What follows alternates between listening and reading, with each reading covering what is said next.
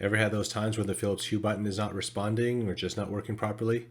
Well, don't throw it away. You can replace the batteries. We're going to show you how.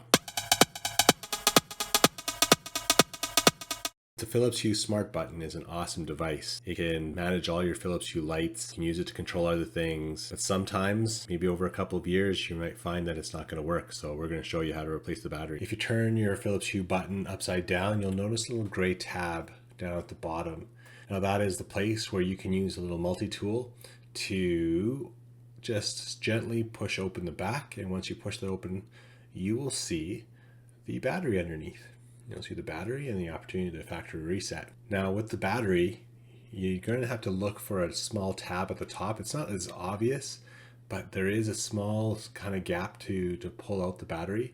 You could try all the way around, but you're not going to find a place to adequately pull that battery out. So just take your multi-tool and pull the battery out. Once you have that, you can see the battery lead exposed.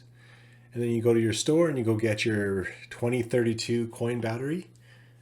It only works with the 2032, and what you'll see is to put it back in, what you're going to have to do is take a look at the tabs. It's not as obvious because you think you can just slide it in.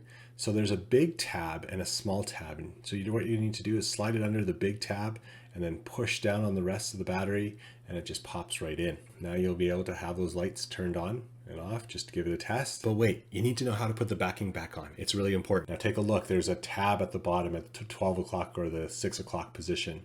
So you need to match that up with the gap that you see on the backing. And there's also two small tabs as well on the sides. So you need to make sure that you line that up. If you don't, you're going to break the backing.